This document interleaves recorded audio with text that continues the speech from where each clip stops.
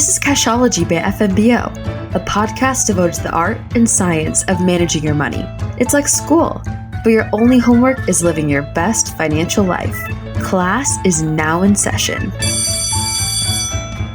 April is National Financial Literacy Month, which every year is both a challenge and an opportunity. Coinciding with tax season, it's a great time for everyone to check their financial situation and to hone their financial skills, to check up on our personal financial management and recommit to budgeting, smart spending, and regular savings. Thanks for listening to the Cashology podcast, hosted by your guide on the path to financial savvy, me, Julie Wyans. Today's guest is Michelle Houston, a personal banker out of our Kansas market, ready to talk to you all about National Financial Literacy Month, or maybe we can just call it Being Smart with Your Money Month. Welcome, Michelle. Hi, Julie. Thanks for having me. We are very happy to have you. Before we dive into today's topic, don't forget to subscribe for future podcast episodes coming your way soon. Indeed, milady. Let us proceed, lest we delay the financial wisdom further. Verily, I say, investment products are not FDIC insured, not a deposit or any other obligation of the bank, not insured by any federal government agency, not guaranteed by the bank, may lose value. This podcast should not be copied or reproduced without permission. Information and statements within the podcast are subject to change without notice. The Cashology podcast is for informational purposes only and is not intended to constitute investment advice or recommendations. First National Bank of Omaha does not make any representation or warranty as to the accuracy or completeness of any information or statements within this podcast. When making decisions about your financial situation, consult a financial professional for advice. Podcasts are not regularly updated and information may become outdated. Deposit products are offered by First National Bank of Omaha, member FDIC, equal housing lender. The Cashology podcast, copyright First National Bank of Omaha. And now I bid thee victory on the field of finance, milady. Huzzah!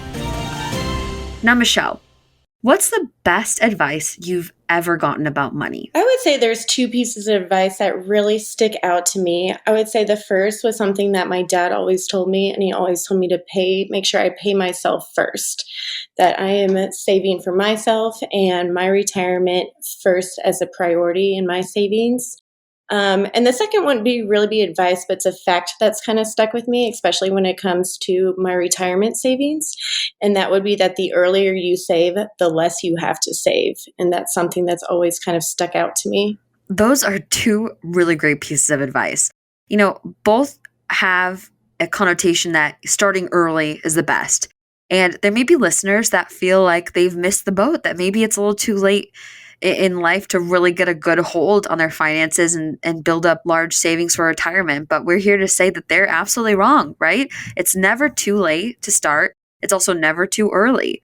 So let's talk about savings. You brought that up. I'd love to know more about how I can learn about savings, what I should be saving for, where I can save money. So yeah, with savings, I would say the first thing is you absolutely need a budget. Most of us know what we bring in every month, and we also have a good idea of what our expenses are. So really taking a look at your finances and seeing where the rest is going could really give you a good idea of how much you can be saving. So we want to save for lots of things. So if we have upcoming expenses, maybe we're saving for a new car, a new house, but it's also just important to have funds in your savings for emergency purposes, those things that we don't anticipate, but eventually always do come up in life. So I know we always recommend have an emergency savings fund, like you had just mentioned. And I think that definitely goes back to your first point about paying yourself first. I really like that because I think that both talks about savings and also debt. So making sure that you're paying off at least your minimum debt payments and then looking at how to maximize your savings, right? Correct. Yeah. So you want to make sure you're always making those minimum payments because credit is something that it can be a real struggle for people to fix once they slip up. So making sure you're always making those minimum payments and on time. And then really building an emergency savings. And so when you do get into situations, you do have cash on hand instead of going back to those credit cards or other forms of debt. So Michelle, you're a personal banker, which means you work with our customers every day in order to build up their savings accounts and manage their budgets, talk to them about their financing. And since it is National Financial Literacy Month, Can you advise me on how I can approach my local personal banker, what I should bring to that meeting, and just how to prepare me so that I can seem as financially literate as possible or just kind of lay everything on the table and learn more from them? That is absolutely what we are here to do. We want to help our customers. We want to help them on their path to financial well-being. Really, a budget is the first place to start. Bringing in what you bring in, what goes out in expenses, and then looking at where the rest of the money is going. We have several products for savings accounts. We actually have a product called the Pathway Savings that's meant for new savers. And we actually reward our customers for putting a savings plan together and making monthly contributions and sitting down with your banker and talking about it. So you don't need to bring too much in if you ever want to sit down with your banker. Just an idea of what your goals are, and we're here to help.